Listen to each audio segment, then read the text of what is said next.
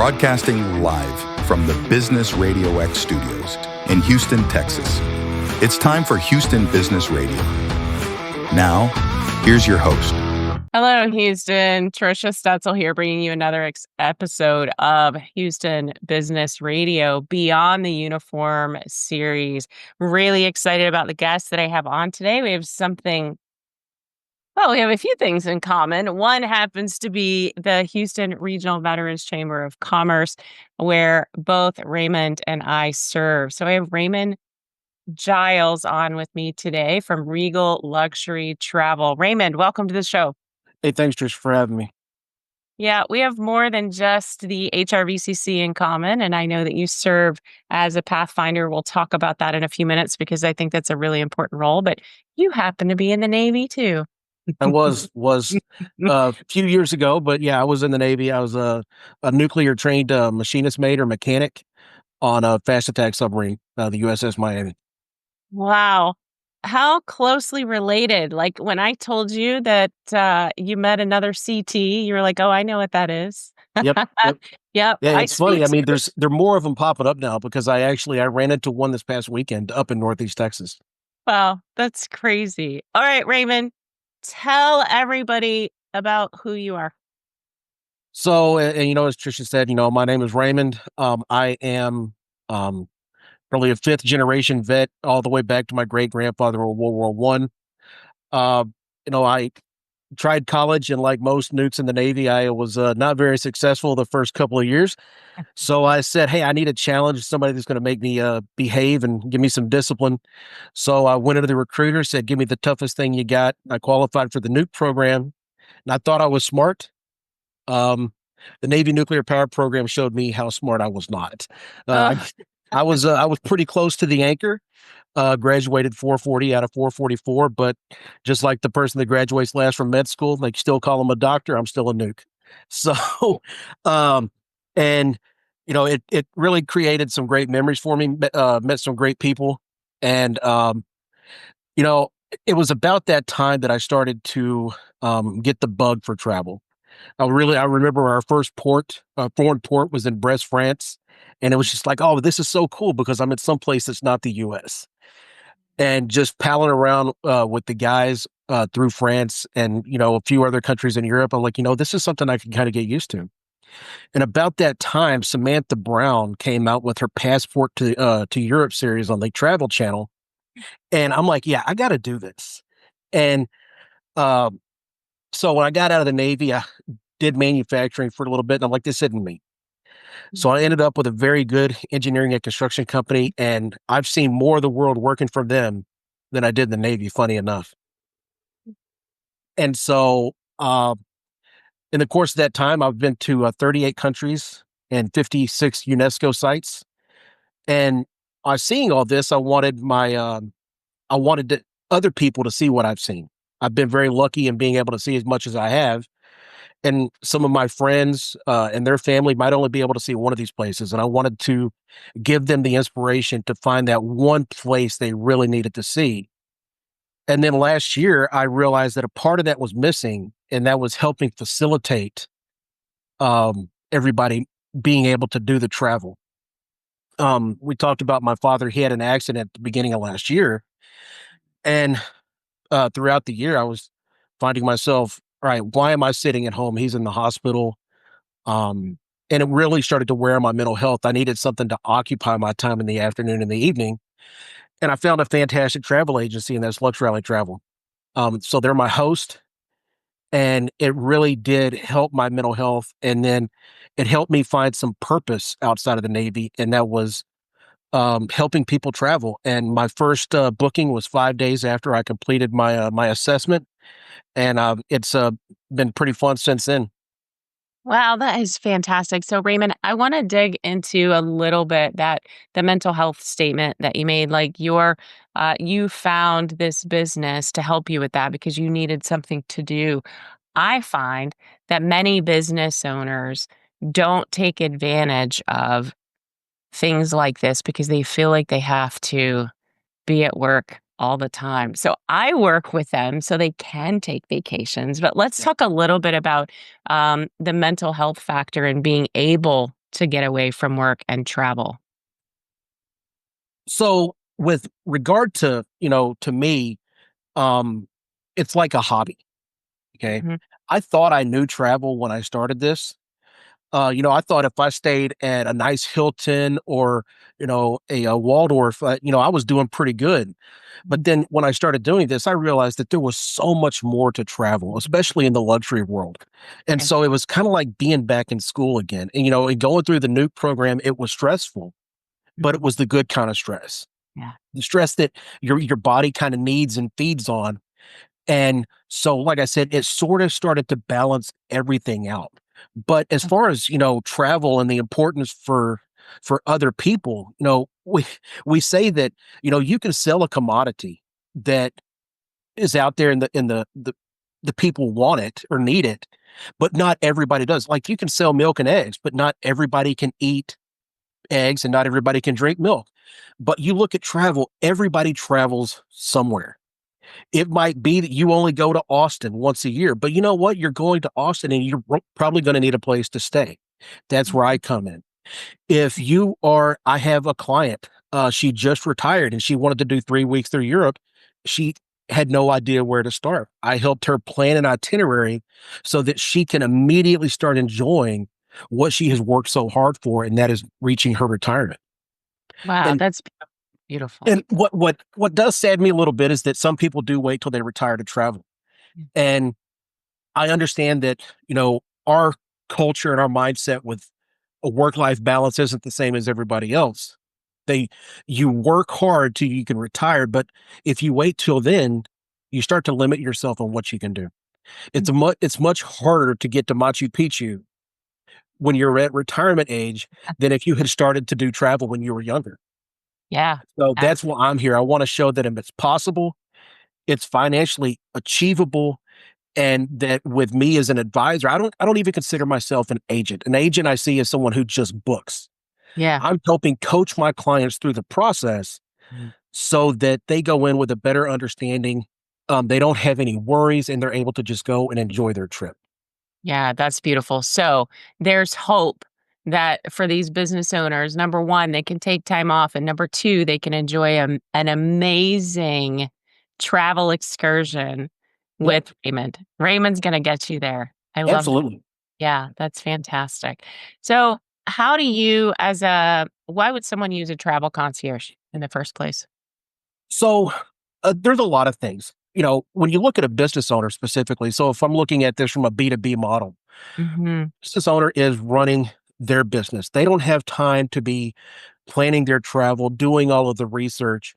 So what I do is I give those clients their time back because on top of doing the travel planning for you, I don't charge my clients any fees.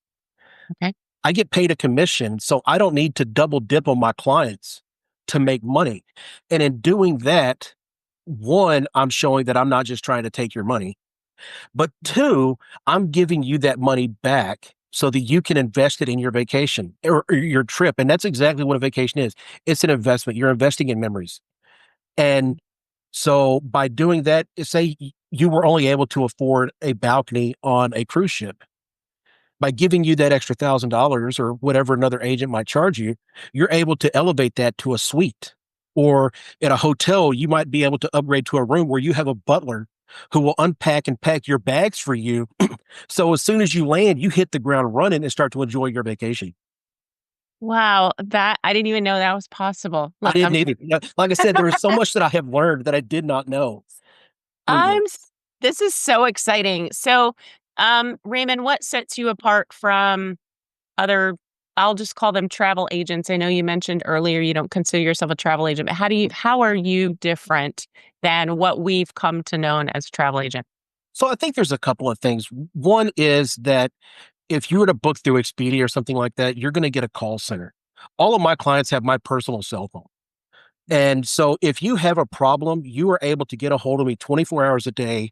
And I have direct contacts with the name brand hotels, these other luxury hotels. I have direct contacts with those properties specifically. And so I'm able to address those issues. And not only am I saving you money by not charging you a fee, the beautiful thing about my company is that our CEO was a programmer in a previous life, and he Mhm. has created a software, excuse me, that uses APIs that pulls a bunch of different rates for hotels. So I'm able to shop and I can find you hotel rates that are far cheaper than what you're going to find through Expedia or even direct. Wow. So, Raymond, who's your, let's just call it ideal client? Who are the people you So, want? so my ideal client is going to be people that do frequent traveling, because at that point we can develop a relationship.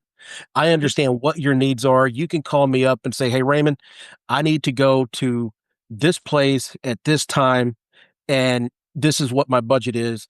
And I already know what your likes and dislikes are, and I can make it happen. I say, "Hey, this is where you're going to stay. These are the nights. I've got your driver set up. You have executive pickup. You have a car hire for the entire week or whatever." So those are things by having a frequent traveler, I can develop that relationship. Also, high net worth clients, because once again, you have developed a lot of worth because of your ability to probably run businesses, or you're involved in a lot of activities to where your funds are coming in.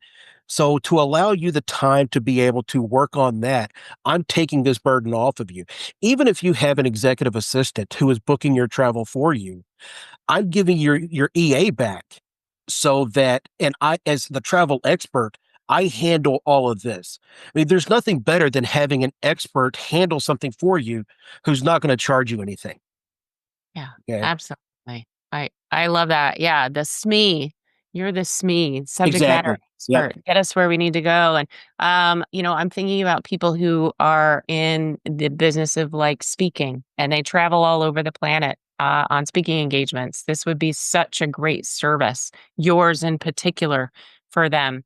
Um, okay. So Raymond, you said you've been to 36 countries, I think, or yeah, 36 countries. Were those all because you were traveling, or were some of those because you were in the military? So, four were in the military. I have been to all of them since then. Okay. But I've actually lived in two others with my what I call my day job. I lived in Finland for 18 months during COVID, and I lived in Saudi Arabia. And because of the time I've spent in Finland, I've convinced my wife that that's where we're going to retire, because for 8 years in a row, they have been called the happiest people on the planet. And they'll tell you they're not happy, jovial, happy like what we think. They're happy in that they're content with their life. Okay. They're Mm. happy going about their day. They're not chasing the Joneses. And so I went back there in September 23, and from the airport to the city, riding the train, my face hurt because I was smiling because I was just so happy. I sat in the rain with a coffee and a pastry because I couldn't think of any other place besides with my family that I would rather be. And those are the kind of experiences that I want other people to have. That's golly, you have such a passion for this and you have so much experience as well, which I think is a really big benefit of working with you specifically. So, Raymond, if we've already convinced some people that they need to take a vacation or travel and they want to do that with you, what is the best way to connect? Honestly, the best way is if somebody was to drop me a text at 281-536-1713, we can get a time set up for a phone call. For me, I believe in striking when the iron's hot. Mhm. I want to have you a quote. I want to have you a preliminary itinerary put together in an hour or two. I don't want to wait for a couple of days, because you obviously have something that has caused you to have the passion or the need for travel, and I want to get it done now to show you how possible it is, so that you don't start to second guess your decision. Yeah, I believe in that too, right? Because it's top of mind, and that's Yeah. what we need to. Yeah, we got to tackle it while it's top of mind. So, Raymond, um, how did your military service prepare you for being your own business owner? So for many years, I had always thought, how am I going to, what would I do to run a business? How would I run it? And I think, honestly, going through the nuclear power pipeline with the discipline that it required, because I had to be in school. You weren't allowed to take your training material outside of the schoolhouse. So the discipline that was required to be able to do that, has demonstrated my commitment to my business and my clients because, we live and die by referrals. So it's my job to make sure that my clients are satisfied with what I've done, everything from the booking process all the way through the end of their travel. I have a couple of clients having some problems with their travel insurance. They finished their travel back in October. I'm still handling the problems with the insurance to make sure that my clients are happy and they see that I'm continuing to fight for them as their advisor. Yeah, I think as military veterans, we don't let things fail, right? This is No. not in our vocabulary. We just got to go do the thing. So while we're on the military subject, I'd like to talk a little bit about your role in the Houston Regional Veterans Chamber of Commerce as a Pathfinder. What in the world is a Pathfinder? So, a couple of things that the Pathfinder is going to do is I'm going out and I'm looking for veteran-owned businesses and I'm looking for passionate patriots and let them know that we do have this Veteran Chamber of Commerce thing here in Houston. We have the largest concentration of veterans in the state of Texas. And I believe the number is something we have 6,500 veteran-owned businesses within the metropolitan area. And we want that to grow. We want to be the most active and the most well-known of the chambers. And then as a Pathfinder, once we get somebody into the chamber, they're getting ready to come to their first meeting. I kind of welcome them in, let them know because, for those that went through the military in the Navy, we had the first 72 hours that we use for our leadership training. And I think it's so important that we really kind of grab a hold of somebody at that very first bit and we show them that they are a part of the family. Just leaving somebody to their own devices. And, Lou always says, you get out of it what you put into it.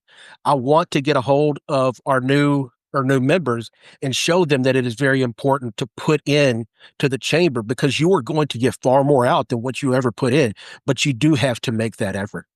Yeah. And furthermore, I'm working with we have a couple that are managing our mixers throughout the city of Houston. So I'm helping because I live up in Kingwood.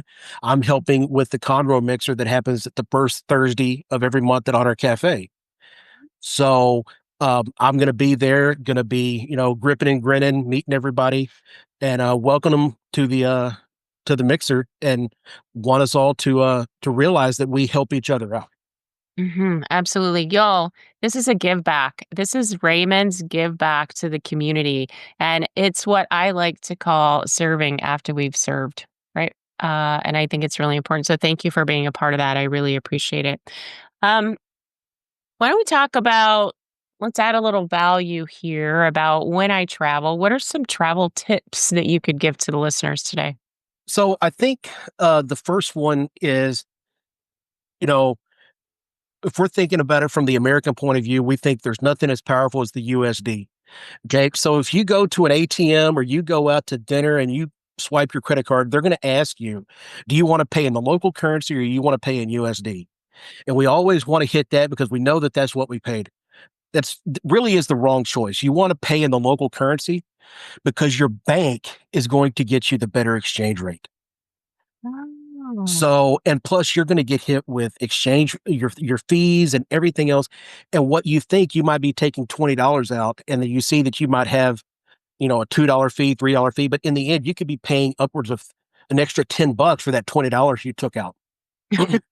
um, so I think that's your first safety tip. And, some of the Facebook groups I'm a part of where people talk about traveling, hey, they have ATMs overseas.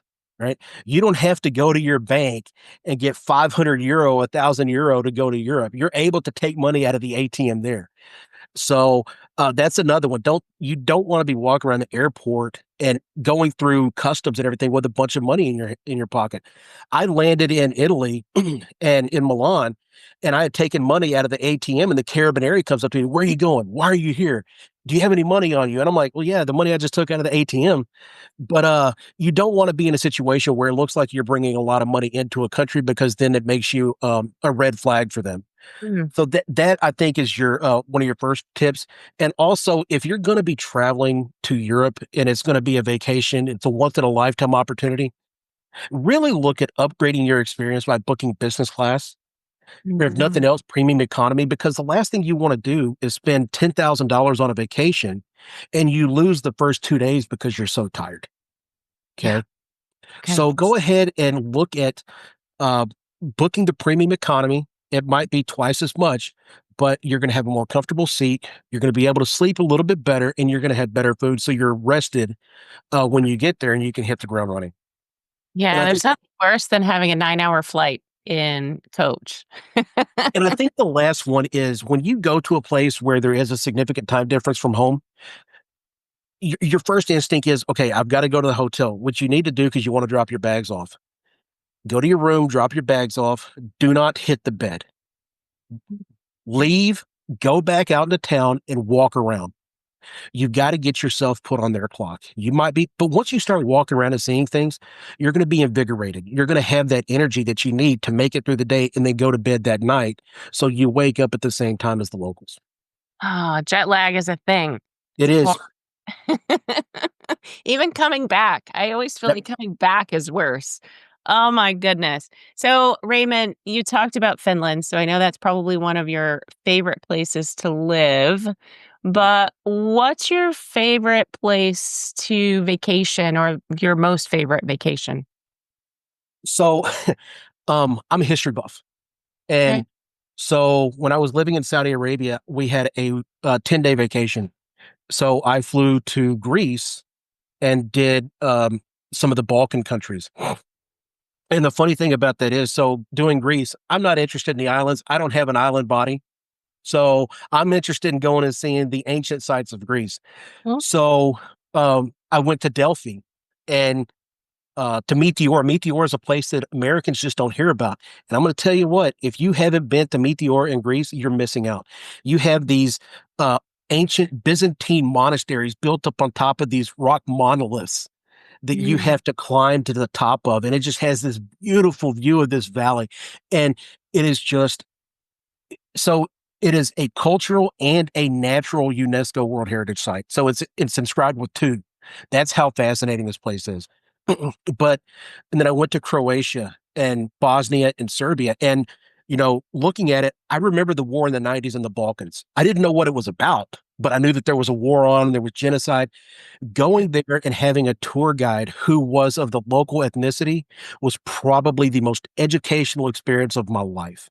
And just seeing the beauty of those countries and being able to actually immerse myself with locals. And that was probably one of the most fulfilling experiences. And then when I came back, you know, my father, unfortunately, he passed in September, but as my brother and I are going through his things, I'm looking at his photos because he had gone to Delphi in 73. And I'm like, all right, I've had to listen to him talk about Greece for 44 years. I'm going to go to the places he went. And I'm looking at photos. I'm like, I think I have that picture. And I started looking through, and like 3 or 4 of the photos that he took were the exact same spot that I took a photo 50 years later. oh, that's amazing. All right, y'all. If you're ready to travel, even if you're just going to Austin, Raymond can help you. If you want to take the trip of a lifetime, Raymond has experience and I'd love for you guys to connect. So Raymond, one more time, how can people find you? So you can text me at 281-536-1713. If you're on Facebook, you can look for REGal Luxury Travel. The REGal is capital letters. The REG is capitalized because those are my initials. So there might be another one out there, but that one is going to be mine. You're going to see a photo of me and my son on a river cruise in front of the Hungarian parliament Mm. from back in December of 22. So that's how you know Okay. that it's mine. You can't miss that. Yep. Definitely. All right. As we get to the back end of our conversation today, Raymond, can you tell us your favorite client story? So one of my friends from high school, we hadn't talked very much since graduation, but she reached out to me a few weeks ago and said, "Hey, there's me and 5 other families. We want to do a vacation. We want to do all inclusive. So all inclusives, you cannot do the United States. We do not have them. So you have to go to the Dominican Republic, Jamaica, or Mexico." So we started looking, went all the way through the Lesser Antilles, and finally she settled on Tulum, Mexico. And they said they wanted to stay at this particular property, and I started looking. And in the end, there were 6 families, 7 rooms, and I was able to save them $7,000 over if they had booked directly through Hilton, and $9,000 if they had tried to book through Expedia. Wow. Wow. Okay. If that doesn't solidify you guys listening that you need to go talk to Raymond, I don't know what's wrong with you. I'm just kidding. Raymond, thank you so much for being on the show today. You are just a plethora of energy, one, and information, two, and it's been a pleasure to host you today. I appreciate you having me today. All right. That's all the time we have for today's show. Join us next time for another exciting episode of Houston Business Radio. Until then, stay tuned, stay inspired, and keep thriving in the Houston business community.